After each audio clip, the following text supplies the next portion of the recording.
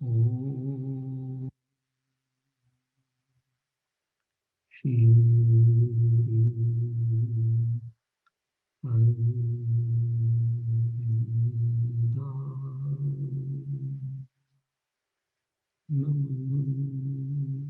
सावित्री के आज के सत्र में आप सभी का स्वागत है। मैं सबसे पहले इस विषय के विषय में थोड़ा सा आपको विस्तार से बता दूं कि हम लोगों ये जो 5 दिन की हमारी वार्तामाला रहने वाली है उसमें हम किस प्रकार से आगे बढ़ेंगे। तो इस वार्ता को मैंने 3 सेक्शंस में बांटा है। सबसे पहले हम सावित्री के विषय में चर्चा करेंगे, उसकी महानता के विषय में, उसकी विशिष्टता, उसकी प्रासंगिकता और उसका स्ट्रक्चर क्या है उसके विषय में हम कुछ चर्चा करेंगे। इसके पश्चात हम एक और विषय लेंगे जो एक बहुत महत्वपूर्ण विषय है, human aspiration, limitations and the solution. अर्थात ये सावित्री हमारे साथ किस प्रकार जुड़ती है। हम जानते हैं कि मनुष्य की जो अभीप्साएं हैं, अज्ञान से प्रकाश की ओर उसकी अभीप्सा, फ्रीडम की ओर और मृत्यु से अमरता की ओर जो उसकी चाह है वो अनंत काल से चली आ रही है, परंतु मनुष्य उस पर किसी भी प्रकार से अपना वर्चस्व या आधिपत्य स्थापित नहीं कर पा रहा है। उसके पीछे जो मुख्य कारण है वो क्या है, हम उसको जानने का प्रयास करेंगे। वस्तुतः मनुष्य जिस शक्ति से अपनी समस्याओं को सुलझाने का प्रयास कर रहा है, जैसे वह अपने मन से अपनी समस्याओं का समाधान खोज रहा है, तो हम देखेंगे कि यह मन से संभव नहीं है। और इस अंश में हम यह भी देखेंगे कि यदि मनुष्य को अपनी समस्याओं पर विजय पाना है तो उसके पास समाधान क्या है। उसके पास 2 समाधान हैं। एक तो ये कि वह आत्म साक्षात्कार करे और दूसरा, जब तक उसे आत्म साक्षात्कार नहीं होता है तब तक उसे किसी गुरु या किसी स्क्रिप्चर्स की, किसी शास्त्र की आवश्यकता रहेगी।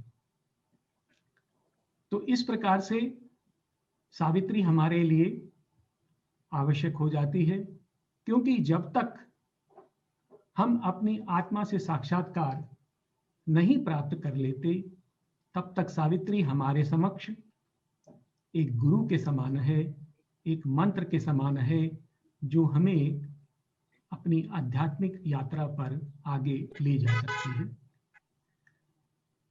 ये जो दोनों अंश हैं ये हमारी वार्ता में आज के अंश रहेंगे और इसके पश्चात तीसरा अंश जो है सावित्री ज्योति परस्य है, अर्थात ये जो परम सत्ता से जो ज्योति हमें प्राप्त हुई है उसके विषय में हम मनन करेंगे।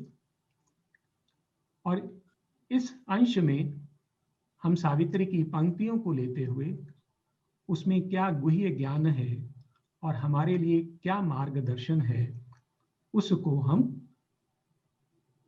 जानेंगे। तो इस प्रकार से यह जो हमारी 5 दिन का जो सावित्री की माला है उसमें आज के दिन हम पहले 2 विषय लेकर आगे बढ़ेंगे और जो तीसरा विषय है वो कल के पश्चात बाकी 4 दिन हम उस पर विशेष रूप से ध्यान देंगे। अब इसके पश्चात सावित्री के विषय में मैं कुछ चर्चा करना चाहूंगा कि सावित्री की महानता क्या है।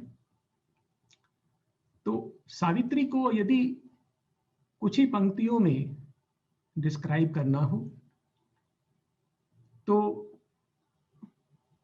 मैं कह सकता हूं कि जो सावित्री है यह एक महान, भव्य और नए युग का आरंभ है। It is a beginning of a new, greater and magnificent age. और सावित्री में ही एक पंक्ति आती है, the united to begin a greater age. तो हम एक प्रकार से कह सकते हैं कि सावित्री एक नए युग की उद्घोषणा कर रही है, उसका प्रादुर्भाव कर रही है। इसके साथ साथ सावित्री को एक और रूप में देखा जा सकता है कि सावित्री इस धरा पर दिव्य जीवन की घोषणा कर रही है। Savitri is A declaration of divine life upon earth. हम जानते हैं कि मनुष्य के समक्ष अभी तक जितने भी दर्शन रखे गए हैं वे सभी कहते हैं कि परिपूर्णता इस धरा पर संभव नहीं है और परिपूर्णता को पाने के लिए मनुष्य को इस धरा का त्याग कर स्वर्ग में जाना होगा। श्री अरविंद इस तथ्य को अस्वीकार करते हैं। वे कहते हैं कि परिपूर्णता न केवल इस धरा पर संभव है, अपितु इस सकल सृष्टि का एकमात्र उद्देश्य है। इस धरा पर परिपूर्णता को चरितार्थ करना ही इस सृष्टि का उद्देश्य है। और सावित्री के माध्यम से श्री अरविंद यह घोषणा कर रहे हैं कि यह एक दिन आएगा जब इस धरा पर दिव्य मानव प्रकट होगा जो साक्षात रूप में भगवान ही होगा। इनसे संबंधित पंक्तियां हैं सावित्री में। ये इसी बात की उद्घोषणा है।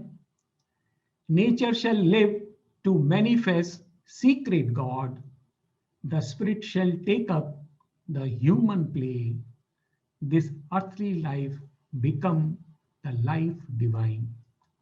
अर्थात एक दिन ऐसा अवश्य आएगा जब इस धरा पर दिव्य जीवन अभिव्यक्त होगा। मनुष्य अपने सत्य को प्राप्त करेगा और स्वयं भगवान के रूप में प्रकट होगा। सावित्री के विषय में श्री मां ने कुछ अपने उद्गार रखे हैं।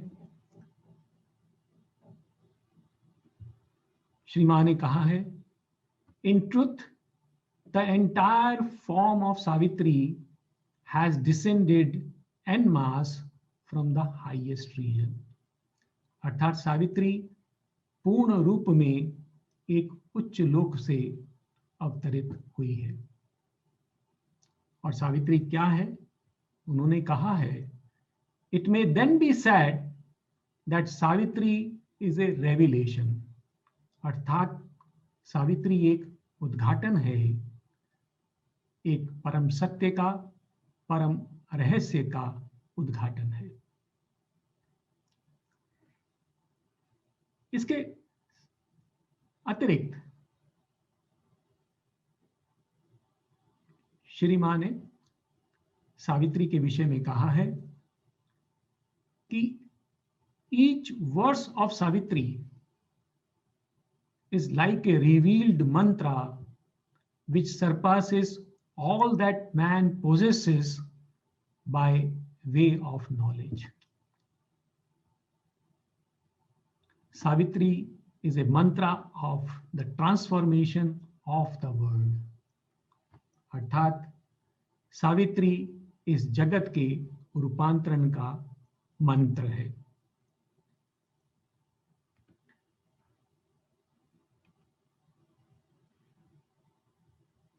इसके साथ श्री मां ने यह भी बताया है सावित्री के विषय में कि सावित्री एक दिव्य गुरु के समान है। Savitri alone is sufficient to make you climb to the highest peaks. For him who wishes to follow this path, it is a concrete help, as though the Lord himself were taking you by the hand and leading you to the destined goal. अर्थात सावित्री का ध्यान करना, उससे जुड़ना एक प्रकार से ऐसा है जैसे भगवान स्वयं हमें अपने हाथ में लेकर हमें हमारी भविष्य की ओर, हमारी नियति की ओर ले जा रहे हैं। तो ये कुछ पंक्तियां थी जो श्री मां ने सावित्री के बारे में कही हैं। इसके अतिरिक्त भी और बहुत कुछ कहा है, परंतु मैं यहाँ पर संक्षेप में केवल कुछ पंक्तियां आपके सामने रख रहा हूं। सावित्री का मूल संदेश क्या है? सावित्री का मूल संदेश है कि इस धरा पर दिव्य जीवन अभिव्यक्त करना भागवत संकल्प है, इट्स डिवाइन विल, और यह कार्य प्रकृति कर रही है, प्रकृति का यह उद्देश्य है। और ये जो धरा है, इसकी जो गति है वो उत्तरोत्तर विकास की गति है, अर्थ इज इवोल्यूशनरी। और हम जानते हैं कि इस तथ्य में कोई संशय नहीं है। अब तो संपूर्ण विज्ञान जगत भी यह स्वीकार करता है कि यह धरा निरंतर विकास कर रही है। यद्यपि कई बार ऐसा प्रतीत होता है कि मनुष्य के स्तर पर पहुंचने के पश्चात यह विकास कुछ ठहर गया है, परंतु विज्ञान यह स्वीकार करता है कि यद्यपि अभी बाह्य रूप से विकास नहीं हो रहा है, परंतु मनुष्य के मन का विकास अभी भी चल रहा है। अर्थात यह विकास की गति निरंतर चल रही है। एक और तथ्य ये हमारे सामने रखती है कि मनुष्य प्रकृति की अंतिम कृति नहीं है। अर्थात यह मान लेना कि मनुष्य के पश्चात और कोई श्रेष्ठ जाति यहाँ पर प्रकट नहीं होगी, यह मात्र एक भ्रम है। सावित्री इस बात की घोषणा कर रही है कि मनुष्य जो है वो एक अंतिम रचना नहीं है, और मनुष्य की रचना के पश्चात यह जो प्रकृति है वह दिव्य मानव को प्रकट करने के लिए कार्य कर रही है। तो सावित्री हमें स्पष्ट रूप से यह बता रही है कि मनुष्य के पश्चात किस सत्ता की अथवा किस जीव की उत्पत्ति होने वाली है। यहाँ पर दिव्य मानव प्रकट होगा। इस प्रकार इस धरा पर दिव्य जीवन अभिव्यक्त करना भागवत संकल्प है और यह प्रकृति का उद्देश्य है। अर्थात यह जो विकास चल रहा है ये मनुष्य के उत्पन्न होने से पहले और मनुष्य के सहयोग या उसके तटस्थ रहते हुए भी यह कार्य चलता रहता है। इसी प्रकार से सावित्री में कुछ और विषय हैं जो हमसे संबंधित हैं, उनके विषय में भी हम देख लेते हैं। सावित्री यह घोषणा कर रही है कि इस सृष्टि में केवल एक दृष्टि जगत, जो दृष्टिगत जगत है, केवल वही नहीं है, अर्थात मृत्यु लोक ही केवल एक लोक नहीं है। जो जगत हमें दिखाई देता है उसके पीछे और उसके ऊपर अनेक लोक हैं,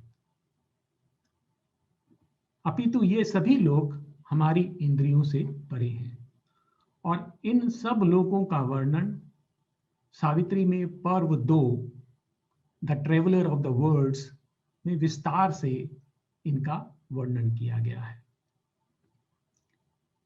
इसके साथ साथ सावित्री मनुष्य की संरचना के विषय में विस्तार से हमें बताती है कि वर्तमान मनुष्य की क्या सीमाएं हैं, उसमें गोपित शक्तियां कौन सी हैं, उसका वैभवशाली भविष्य क्या है, और चैत्य पुरुष और आत्मा क्या है, इसके विषय में सावित्री हमें विस्तार से बताती है। इसके अतिरिक्त सावित्री हमें नियति, फेट, पीड़ा अर्थात पेन और मृत्यु, इनके सत्य और इनकी आवश्यकता के विषय में भी बताती है। ये हमारे समक्ष योग के जो विभिन्न चरण हैं, जो आयाम हैं, उनको स्पष्ट करती है। और सावित्री हमें दिव्य जीवन की ओर बढ़ने के लिए, अपनी आध्यात्मिक यात्रा पर बढ़ने के लिए एक सबसे सरल और समर्थ और सबसे त्वरित मार्ग अर्थात समर्पण के मार्ग का भी वर्णन करती है। तो इस प्रकार से सावित्री का यह विस्तार है, उसका मूल संदेश है।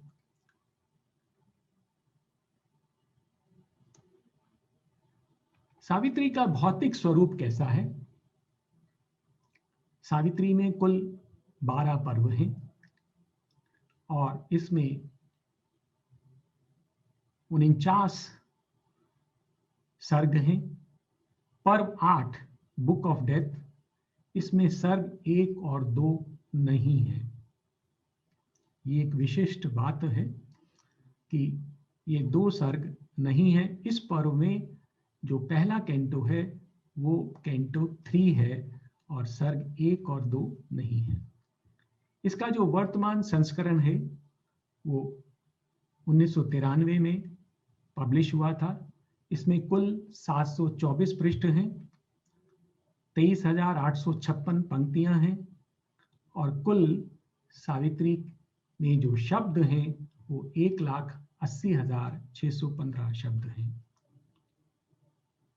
सावित्री के अंदर जो सबसे लंबा सेंटेंस आता है वो एक सेंटेंस 19 पंक्तियों में लिखा गया है, जिसमें एक सेंटेंस के अंदर 144 शब्द दिए गए हैं।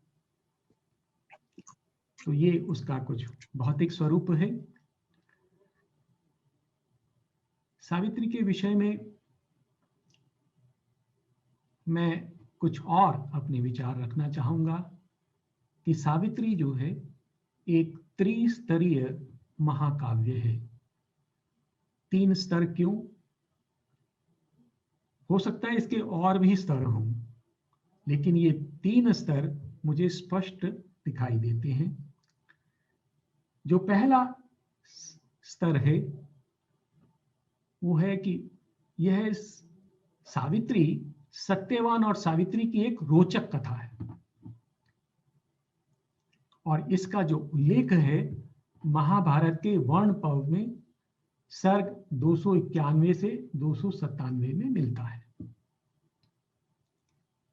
तो ये एक प्रकार से कथा है। अगर हम बाह्य रूप से देखें तो ये एक प्रेम की एक बहुत रोचक कथा है और जिससे हम सब परिचित हैं।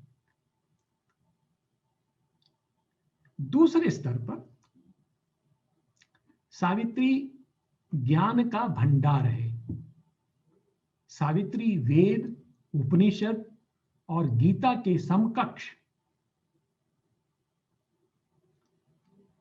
एक आध्यात्मिक ज्ञान का विशाल भंडार है और इसके साथ साथ यह सुग्राह्य है, अर्थात बहुत स्पष्ट भाषा में हमारे सामने प्रकट किया गया है।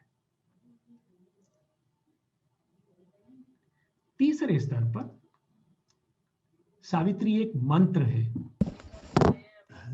और यह जगत के रूपांतरण का मंत्र है, अर्थात इसके मनन से, ध्यान से रूपांतरण की जो गति है वह तीव्र होती है, उसको प्राप्त करने में सहायता मिलती है।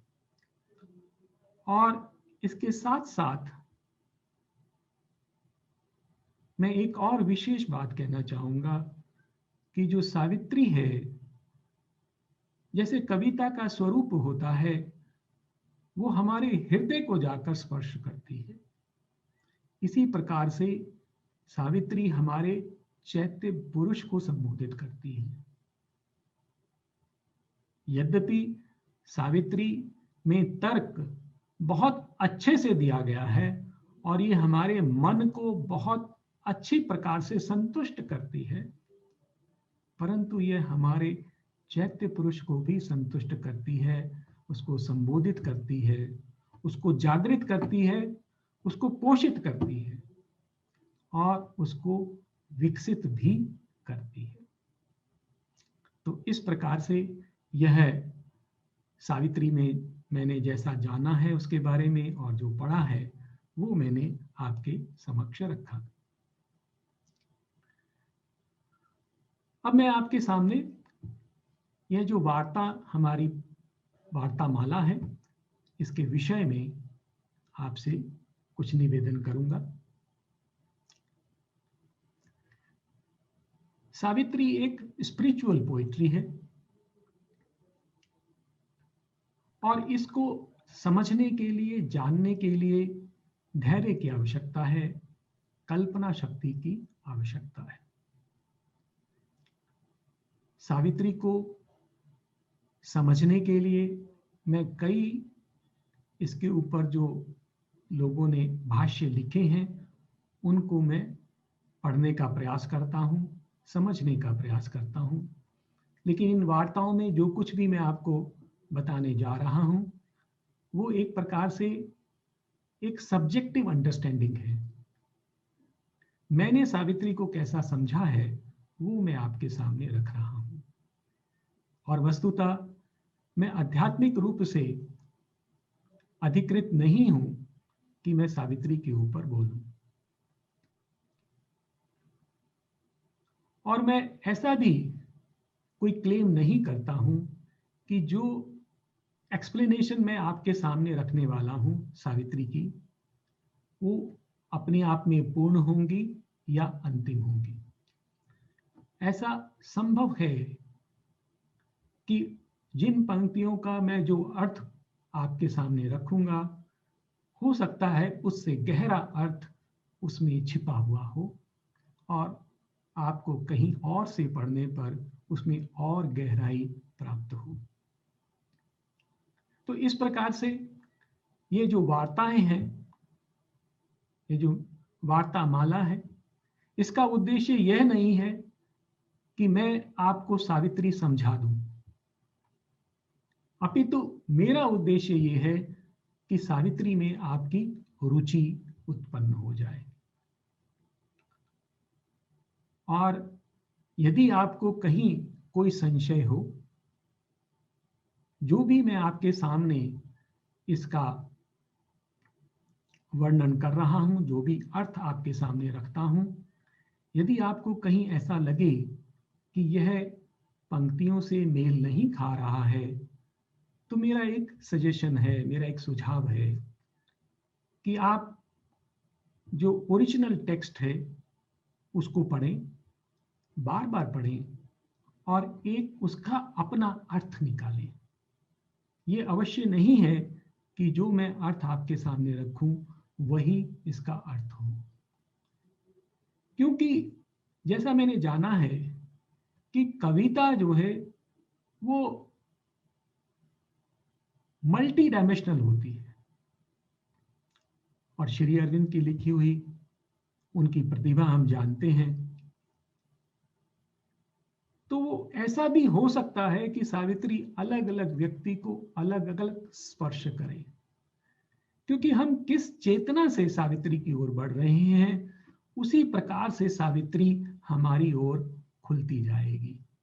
और इसलिए यह संभव है कि दो व्यक्तियों को सावित्री बिल्कुल अलग दिखे। तो इसलिए मेरा यही निवेदन है कि आप सावित्री को स्वयं पढ़ें, उसका मनन करें और उसमें जो आपके लायक है, जो आपको आकर्षित करता है, जो आपको आपका हाथ पकड़कर आपको आगे ले जाता है, आप उसको पकड़ें और आगे बढ़ें। एक और बात मैं सावित्री के विषय में कहना चाहूंगा कि सावित्री को पढ़ते समय हम कैसे आगे बढ़ें। सावित्री के विषय में ऐसा कह सकते हैं कि जो सावित्री वेदों, उपनिषद और गीता, इन सभी के साथ सामंजस्य में है। अर्थात यदि हम वेदों को पढ़ रहे हैं, उपनिषदों को पढ़ रहे हैं, गीता को पढ़ रहे हैं, तो मैंने इतने वर्षों में सावित्री में और इनमें कहीं कोई अंतर विरोध नहीं देखा है। अपितु मेरा मानना है कि सावित्री इसी दिव्य ज्ञान को जो इन हमारे महत्वपूर्ण ग्रंथों में है, उनको एक और पग आगे ले जाती है। और इसके साथ साथ इसकी जो भाषा है, इंग्लिश भाषा होने के कारण यह काफी सुलभ भी हो जाती है। ऐसा भी हो सकता है कि सावित्री को पढ़ते समय आपको ऐसा अनुभव हो कि वो आपके जो मान्यताएं हैं उन पर कहीं चोट कर रही है, क्योंकि सावित्री का जो उद्देश्य है वो जगत का रूपांतरण है, और जगत के रूपांतरण का अर्थ है जो पुराना है उसको छोड़ना है और जो नया है उसको स्वीकार करना है। कई बार आपको ऐसा लगेगा कि ये आपकी मान्यताओं के विरुद्ध जा रही है, और फिर हमें लगता है कि हम सावित्री से दूर हो रहे हैं। परंतु मेरा सुझाव ये है कि उस समय में सावित्री को रिजेक्ट किए बिना, आप सावित्री को रिजेक्ट ना करें, पेशेंट हो, धैर्य रखें और हमारे शास्त्रों पर, सावित्री पर श्रद्धा रखें और अपने को बदलने के लिए तैयार रहें। क्योंकि हमारे साथ क्या होता है कि जो कुछ भी हमारी मान्यताएं होती हैं उसके अनुसार हम अपना जीवन ढाल लेते हैं, और वो हमारी मान्यताएं एक प्रकार से हमारे लिए बंधन भी बन जाती हैं, और उनको छोड़ना हमारे लिए कठिन हो जाता है, क्योंकि वो हमारे जीवन को किसी प्रकार से चोट पहुंचाती हैं। जो हमारी व्यवस्था बन चुकी हैं उनके ऊपर कुछ चोट भी करती हैं। तो इसलिए हमें तैयार रहना चाहिए कि हम जो है नया सीखने के लिए और नया जानने के लिए, ये जो दिक्कत है ये आरंभ में ही आती है। एक बार जब आप सावित्री की चेतना को पकड़ लेंगे तो ऐसा लगेगा कि ये तो सब कुछ आपस में बहुत अच्छी तरह से गुंथा हुआ है, आपको कहीं भी कोई विरोधाभास नहीं दिखाई देगा। तो यह मेरा एक सुझाव है सावित्री की ओर बढ़ने के लिए। अब मैं आपके समक्ष एक दूसरा पक्ष रखूंगा और यह पक्ष बहुत विशेष है। यद्यपि इस अंश में मैं सावित्री के विषय में कम बात करूंगा, परंतु यह वो आधार है जो हमें सावित्री से जुड़ने में सहायता करेगा। क्योंकि सबसे पहले हमें ये जानना है कि सावित्री हमारे लिए किस प्रकार से लाभदायक हो सकती है। यदि सावित्री हमारे लिए लाभदायक नहीं है तो हमें इसकी कोई आवश्यकता नहीं है।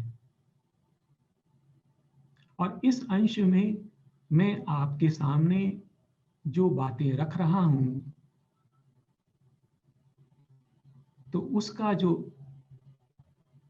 निष्कर्ष है वो यही निकलता है अंत में जाकर कि सावित्री के अतिरिक्त हमारे पास और कोई सहारा नहीं है। तो हम इस पे थोड़ा सा ध्यान दें। इसमें थोड़ा साइंटिफिक इनपुट भी रहेगा, तो हम देखें क्या है। तो हम सबसे पहले ये देखते हैं कि मनुष्य जो है, मनुष्य जाति असंतुष्ट है। यदि हम अपनी वस्तु स्थिति से, जो हमारा जगत है, जो हमारा समाज है, जो हमारा जीवन है, उससे यदि हम संतुष्ट हैं तो हमें सावित्री की आवश्यकता नहीं है।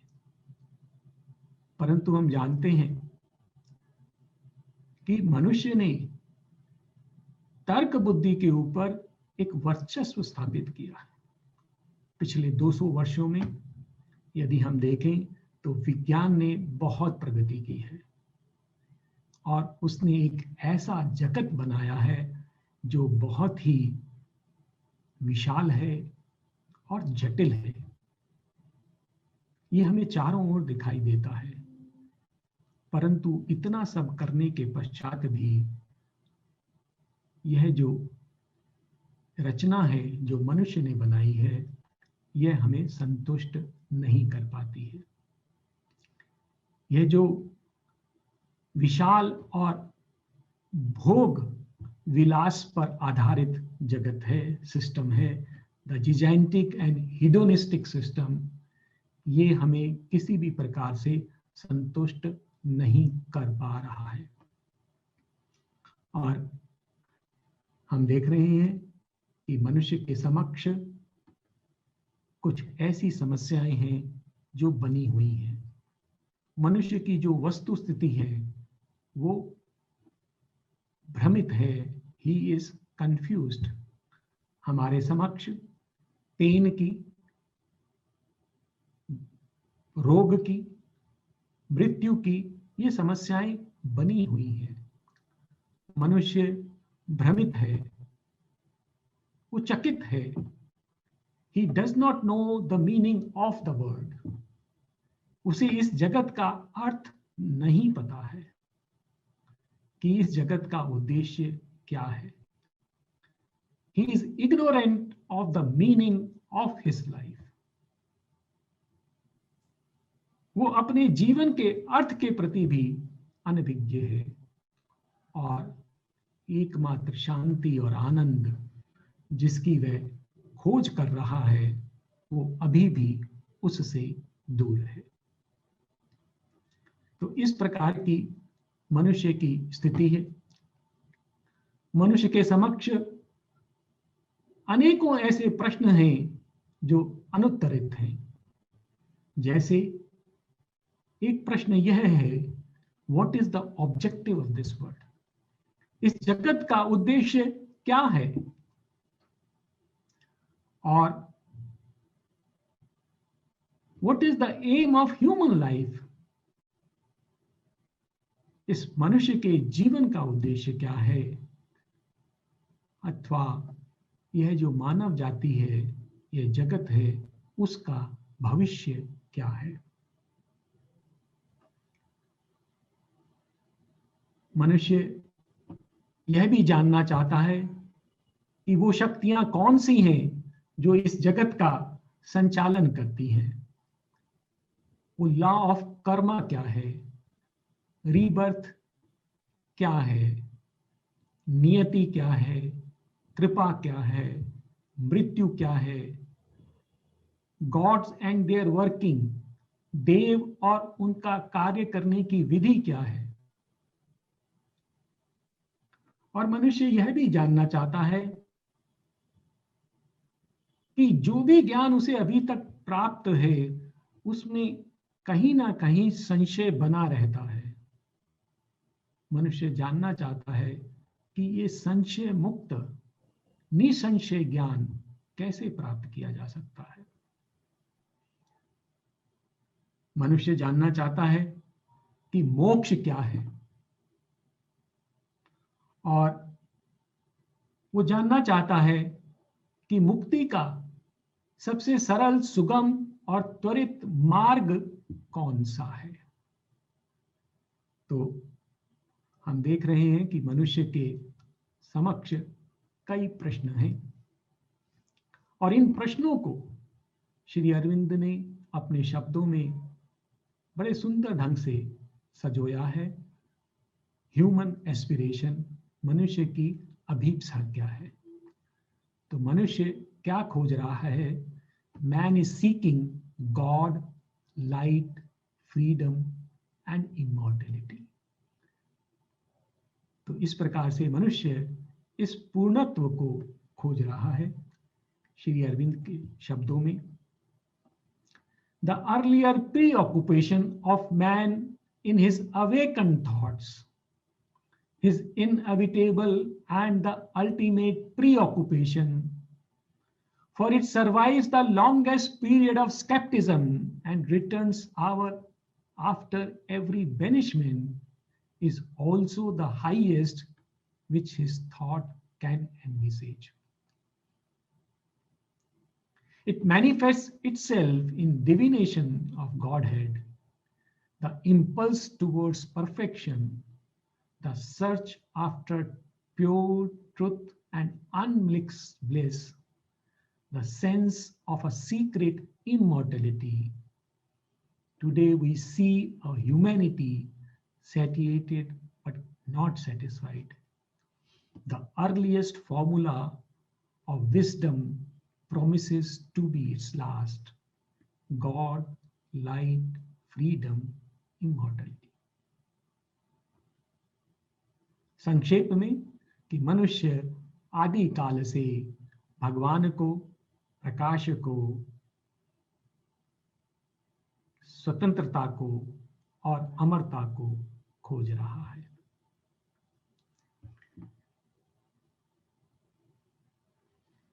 लेकिन इसका समाधान क्या है? The solution does not lie with human mind. अर्थात यदि मनुष्य अपने मन से इन समस्याओं का समाधान करने का प्रयास करता है या अपनी अभीप्साओं को फलीभूत करने का प्रयास करता है, तो वो देखता है कि वो बार बार असफल ही रहता है। श्री अरविंद के शब्दों में, the mind is an instrument of ignorance, अर्थात यह जो मन है उससे यह समाधान प्राप्त नहीं किया जा सकता है।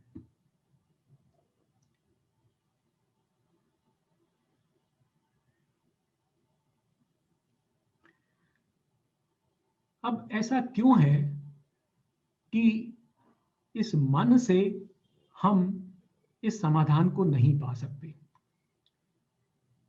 क्योंकि हमारे समक्ष जो मुख्य प्रश्न है कि मनुष्य अभी भी असंतुष्ट है,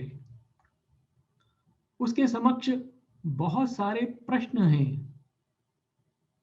जिनका उसके पास उत्तर नहीं है।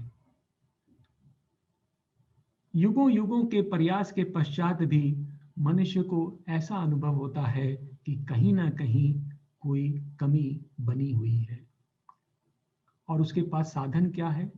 मन, और मन में भी तर्क शक्ति, और तर्क शक्ति के आधार पर उसने विज्ञान का डेवलपमेंट किया और उससे इस जगत की में जो नई नई रचनाएं की, परंतु फिर भी उसको संतुष्टि नहीं मिल रही है। तो इसका कारण क्या है? और यदि हमें मन से वो समाधान नहीं मिल सकते तो हमें वो समाधान कैसे प्राप्त होंगे? तो हम देखते हैं, मैं आपके समक्ष ये विषय रख रहा हूं कि ये जो मनुष्य का जो मन है वो लिमिटेड है, वो सीमित मन है, और उससे यह ज्ञान प्राप्त नहीं किया जा सकता। क्यों?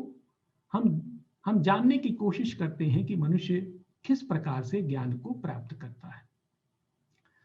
इस जगत के कई स्तर हैं और उनको जानने के उपाय हैं। जो पहला स्तर है वो दृष्टिगत जगत है, जड़ जगत, जिसे हम देखते हैं अपनी आंखों से, और उसे हमें हमारे पास जानने का जो उपाय है वो इंद्रियां हैं। इंद्रियों से हम उस जगत को देखते हैं और फिर उसके बारे में अपनी धारणा बनाते हैं। इंद्रियों के आधार पर हम अपना दिन प्रतिदिन का कार्य करते हैं। हम इस जगत में वस्तुओं को देखते हैं, अनेक प्रकार की ध्वनियों को सुनते हैं, स्पर्श करते हैं और हम अपनी दैनिकचर्या पूर्ण करते हैं। परंतु इस दृष्टिगत जगत के पीछे एक और जड़ जगत है जिसको हम कह सकते हैं अदृश्य जड़ जगत। वो ऐसा जगत है जो कि हमें इन इंद्रियों से नहीं दिखाई देता है, लेकिन उसको देखने के लिए हम इंद्रियों का और उपकरणों का सहारा ले सकते हैं। तो उदाहरण के लिए, यदि हमें किसी दूसरे शहर में देखना हो कि क्या हो रहा है, तो हम जानते हैं आज हमारे पास ऐसे साधन हैं, हमारे पास टीवी है, इंटरनेट है, जो हमें लाइव वहां क्या चल रहा है वो हमारे सामने आ जाता है। तो इस प्रकार से हमने अपनी इंद्रियों और उपकरणों का उपयोग करते हुए हम उस जगत को देख पाते हैं जो कि अभी हमारे लिए अदृश्य है। हम ऐसे अनेक तारे जो हमें नेकेड आंखों से नहीं दिखाई देते, उनको हम टेलीस्कोप से देख सकते हैं। ऐसे बहुत सारे कीटाणु और कोशिकाएं जो हमें आंखों से नहीं दिखाई देती, उनको हम माइक्रोस्कोप से देख सकते हैं। एक्सरे से मनुष्य के अंदर का अस्थि पंजर देख सकते हैं। ये हमें साधारण दृष्टि से नहीं दिखाई देता है, परंतु हम इंद्रियों को और उपकरणों को साथ में उपयोग करके हम इस अदृश्य जड़ जगत को देख पाते हैं। परंतु इसके और परे एक और स्तर है।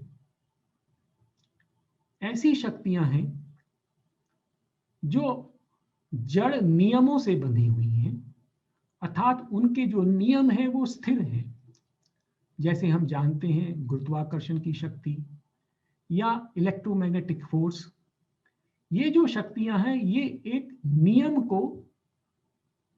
का पालन करती हैं। इन शक्तियों को आप ना तो अपनी इंद्रियों से देख सकते हो, ना ही किसी उपकरण के माध्यम से इन्हें देखा जा सकता है। तो ग्रेविटेशन फोर्स है, इलेक्ट्रोमैग्नेटिक फोर्स है, इलेक्ट्रिक फोर्स है, इसको हम आंखों से या किसी उपकरण से नहीं देखते, फिर भी हम इनके बारे में जानते हैं। वो हमारी क्या विधि रहती है कि हम विज्ञान के द्वारा इंद्रियों का प्रयोग करते हुए, उपकरणों का प्रयोग करते हुए और तर्क का प्रयोग करते हुए हम इनको जानते हैं।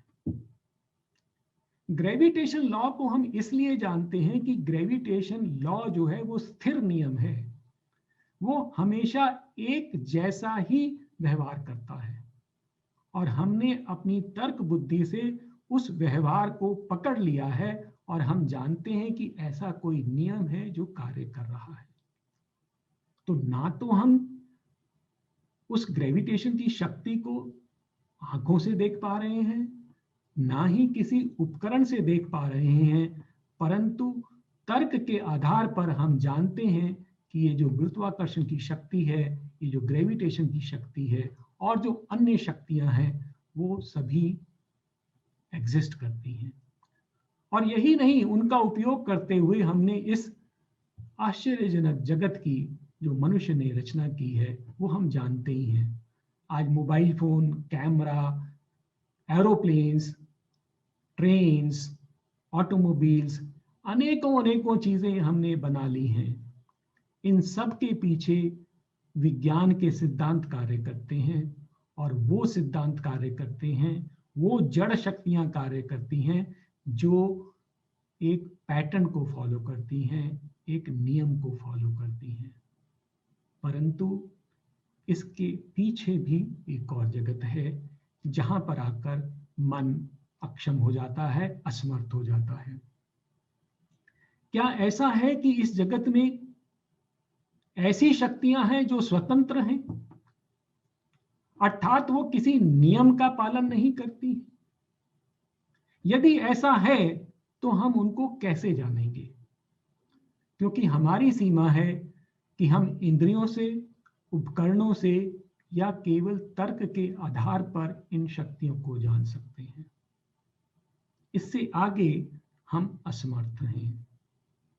और क्योंकि ये जो स्वतंत्र शक्तियां हैं, इनका जो व्यवहार है वो किसी नियम में बंधा नहीं रहता है, इसलिए इनको विज्ञान से नहीं जाना जा सकता है, इनको मन से नहीं जाना जा सकता है। अब ये किस प्रकार की शक्तियां हैं, मैं कुछ उदाहरण आपके समक्ष रखता हूं।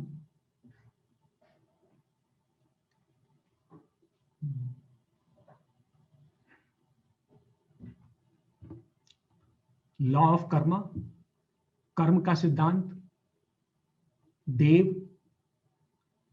कृपा शक्ति, आत्मसंकल्प, हमारी आत्मा का संकल्प, भागवत संकल्प, ये ऐसी शक्तियां हैं जो किसी सिद्धांत से नहीं बंधी हुई हैं। और यदि किसी सिद्धांत से बंधी भी हुई हैं, जैसे यद्यपि जो दिव्य संकल्प है और आत्म संकल्प है ये पूर्ण रूप से स्वतंत्र हैं, परंतु लॉ ऑफ कर्मा, गॉड्स, ये अपने आप में पूर्ण रूप से स्वतंत्र नहीं है। परंतु जड़ जगत पर जो इनका प्रभाव पड़ता है, जड़ जगत पर जो इनका प्रभाव पड़ता है वो किसी भौतिक नियम का पालन नहीं करता, उसमें कोई स्थिर नियम नहीं है, और इसलिए इन शक्तियों को तार्किक मन से नहीं जाना जा सकता। इसलिए लॉ ऑफ कर्मा, गॉड्स, इनको हम अपने मन से नहीं जान सकते। यही बात जो है श्री अरविंद के अफोरिज्म्स हैं उसमें भी आती है। One can not know the word through reason. ये हमें अच्छी तरह से समझ लेना चाहिए कि इस जगत को तर्क बुद्धि से नहीं जाना जा सकता। श्री अरविंद कहते हैं, What men call knowledge is the reasoned acceptance of false appearance. Wisdom looks behind the veil and sees. अर्थात जो तर्क शक्ति है वो केवल जो हमें ऐसी क्रियाएं जो हमें रूप दिखाई दे रहे हैं, जो वस्तुतः एक भ्रम है, वह जो है हम मन को किस प्रकार से समझाएं उसका कार्य करती है। अर्थात तर्क बुद्धि जो कुछ हमें दिखाई दे रहा है वो मन को समझाती है, उसका कारण बताती है, वो सत्य को नहीं देखती है। तो तर्क बुद्धि जो कुछ भी हमारे सामने घटित हो रहा है उसको पैटर्न के रूप में, उसका पैटर्न पढ़ के हमें बताती है और हमें समझाती है, वो सत्य को नहीं देखती है। और श्री अरविंद का एक और अफोरिज्म है, when we have passed beyond knowings, then we shall have knowledge. Reason was the helper, reason is the bar. तो ये जो तर्क शक्ति है उससे हम यहां तक आ गए, परंतु ये आगे भी हमारी सहायता करेगी ऐसा संभव नहीं है। तर्क बुद्धि का, तर्क शक्ति का एक अपना डोमेन है, एक क्षेत्र है, उसका हमने भरपूर उपयोग किया, लेकिन हम चाहें कि हर जगह हम तर्क बुद्धि से आगे बढ़ने का प्रयास करें तो हम नहीं बढ़ सकते। वही तर्क बुद्धि हमारे लिए अवरोध हो जाएगी। Reason was the helper, reason is the bar. और यही बात सावित्री में भी आती है, for not by reason was creation made and not by reason can the truth be seen. तो हम सत्य से, तर्क से हम सत्य को नहीं जान सकते। अब हमारी समस्या क्या है कि हमारा जो मन है वो सीमित है, और इस सीमित मन के कारण हम इस जगत में जो अनेकों विद्यमान शक्तियां हैं उनको नहीं जान सकते। हम जगत के रहस्य को नहीं समझ सकते। जब हम इन शक्तियों को ही नहीं जानते तो हम इस जगत के रहस्य को कैसे समझेंगे? और जब तक हम जगत के रहस्य को नहीं समझ लेते तब तक हम अपने जीवन के अर्थ को नहीं समझ पाएंगे, क्योंकि हम भी तो उसके ही अंश हैं। उसी जगत ने तो हमें भी उत्पन्न किया है। तो जब तक हमें जगत का रहस्य नहीं मिलेगा तब तक हमें अपने जीवन का अर्थ भी नहीं मिलेगा, और जब तक हमें जीवन का अर्थ नहीं मिलेगा तब तक हमारे पास किसी भी प्रकार का कोई भी संपदा हो, कोई भी वैभव हो, कोई भी मान हो, कुछ भी हम अर्जित कर लें, यह सब कुछ अर्थहीन ही प्रतीत होगा और हमें कभी स्थायी संतोष नहीं मिलेगा। तो अब इसका उपाय क्या है? इसका उपाय है मन का अतिक्रमण करना। अर्थात जो मनुष्य के पास जो समाधान है वो क्या है? वो समाधान है साइलेंस द माइंड, कि हमें अपने मन को शांत करना होगा, and wake up to the light in the heart. और हमारे हृदय में जो प्रकाश छिपा हुआ है, आच्छन्न है, उसके प्रति हमें जागृत होना होगा। श्री अरविंद कहते हैं अपने एक एफोरिज्म में, what the soul sees and has experience that it knows, the rest is appearance, prejudice and opinion। अर्थात जो कुछ भी आत्मा से नहीं देखा गया है, जाना गया है, वह सब कुछ एक भ्रम है, एक मान्यता है, वो सत्य नहीं है। तो श्री अरविंद हमें ऐसा बता रहे हैं। और लेकिन अब हमारी समस्या क्या है कि जब तक हमें ये आत्म साक्षात्कार नहीं हो जाता तब तक हम क्या करें? If man is unable to transgress his mind, अगर वो अपने मन को शांत नहीं कर सकता, अपनी आत्मा को नहीं पा पाता, जो कि लगभग हम सभी की वही स्थिति है, तो हमारे पास समाधान क्या है? Then the immediate solution available to us is to turn to someone who knows the truth। तो हमें किसी उस व्यक्ति का साथ चाहिए जो सत्य को जानता है। तो हमें क्या करना होगा?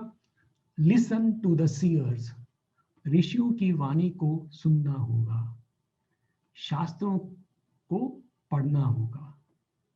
और यह जो ज्ञान है जो मैंने अभी आपके सामने रखा, ये मात्र एक श्लोक के अंदर, यजुर्वेद के अंदर बहुत सुंदर ढंग से हमारे सामने रखा गया है। वो मैं श्लोक आपके सामने लाता हूं और देखिए कितना सुंदर श्लोक है। और ये हजारों वर्ष पूर्व हमारे ऋषियों ने हमें दिया है। जहां विज्ञान आज पहुंच रहा है उसके विषय में हजारों वर्ष पूर्व हमारे शास्त्र क्या कहते हैं? प्रत्यक्षेन अनुमित्यावा यस्तु पायो न बुध्यते एनं विदन्ति वेदेन तस्मात् वेदस्य वेदता। अर्थात प्रत्यक्ष अथवा अनुमान द्वारा जिस तत्व का ज्ञान प्राप्त नहीं किया जा सकता, प्रत्यक्ष मतलब थ्रू द सेंसेस, अनुमान अर्थात तर्क, तो रीजन एंड सेंसेस के द्वारा जो ज्ञान प्राप्त नहीं किया जा सकता, यदि हम वो ज्ञान जानना चाहते हैं, एनन विदन्ति वेदेन, उनको वेदों के द्वारा ही जाना जा सकता है। तस्मात् वेदस्य वेदता, और वेदों की महानता ही यही है कि जो ज्ञान मनुष्य अपने मन से नहीं जान सकता, वह ज्ञान हमारे वेदों में है। वही ज्ञान हमारे उपनिषदों में है, वही हमारी गीता में है, और वही हमारी सावित्री में है। और एक और मैं आपके समक्ष बहुत सुंदर श्लोक लेके आ रहा हूं। यह जो श्लोक है गीता से है, और देखिए किस प्रकार से यही बात दूसरे शब्दों में श्री कृष्ण अर्जुन को कहते हैं। ये वो सिचुएशन है जब अर्जुन श्री कृष्ण के समक्ष खड़े हैं और श्री कृष्ण उनको अपना विश्व रूप दिखाते हैं, परंतु अर्जुन उसे नहीं देख पाता है। तो अर्जुन उनसे प्रार्थना करता है कि हे प्रभु, मैं आपके इस वैभवशाली रूप को नहीं देख पा रहा हूं। तो श्री कृष्ण कहते हैं, ना तू माम शक्य से द्रष्टुम अनेनैव स्वचक्षुषा दिव्यम ददामि ते चक्षु पश्य में योगमैश्वरम। अर्थात ये जो तेरे चक्षु हैं, जो नेत्र हैं, इससे तू मुझे नहीं देख सकता। अर्थात तेरी जो मानवीय इंद्रियां हैं, जो तेरी सेंसेस हैं, उससे तू मेरे इस विश्व रूप को नहीं देख सकता। तुझे मैं दिव्य दृष्टि देता हूं, दिव्य चक्षु देता हूं, जिससे तू मेरे ऐश्वर्य को देख पाएगा। और वो दिव्य चक्षु क्या है? वो आत्मा के नेत्र हैं। तो आत्मा से अनभिज्ञ जो मनुष्य है, उसकी स्थिति कैसी है? वो एक अंधे मनुष्य के समान है। उसको एक सारथी चाहिए अथवा एक छड़ी चाहिए जो उसको साथ ले सके। तो जब तक हमारे पास आत्म साक्षात्कार नहीं है, जब तक हमने अपनी आत्मा से भेंट नहीं कर ली है, तब तक हमारा मार्गदर्शन कौन करेगा? हम मन से आगे नहीं बढ़ सकते। तब तक हमारे लिए जो हमारे पास सहारा है वो है सावित्री। तो सावित्री एक वह सारथी है जो हमें सत्य का बोध भी कराती है और हमें दिव्यता के मार्ग पर आगे भी ले जाती है। तो सावित्री का ये महात्म्य है और इसलिए ये सावित्री हमारे लिए आवश्यक है। कुछ चंद मिनट और हैं, 2-3 मिनट में मैं अपनी बात ये समाप्त करूंगा यहाँ पर।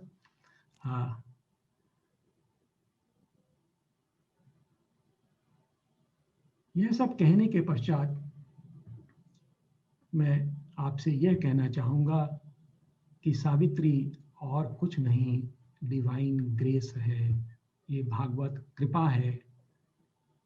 सावित्री वेद, गीता, उपनिषद इत्यादि समस्त ग्रंथों का समस्त ज्ञान अपने में समेटे हुए है।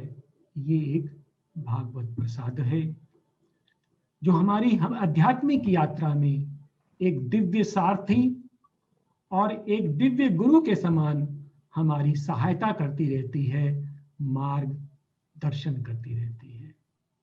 तो ये जो है हमारी सावित्री से अपेक्षा भी है और उसके विषय में हमारा मंतव्य भी है। तो एक बार मैं इसी विषय को समराइज कर देता हूं 2 मिनट में, कि जो मनुष्य की जो समस्याएं हैं उनका समाधान मन के द्वारा नहीं हो सकता, और मन जो है वो अज्ञान का एक उपकरण है। Mind is an instrument of ignorance. और यदि हमें सत्य को जानना है तो सत्य को हम केवल आत्मा के द्वारा ही जान सकते हैं।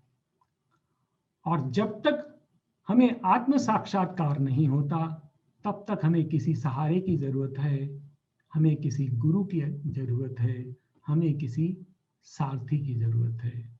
और वो हमारे लिए वेद हो सकते हैं, गीता हो सकती है, उपनिषद हो सकती है, और वही हमारे लिए सावित्री है। वो हमें ज्ञान देती है, हमें मार्गदर्शन देती है। और सावित्री की तो एक और शक्ति है कि उसके सिर्फ मनन से ही वो रूपांतरण भी करती है।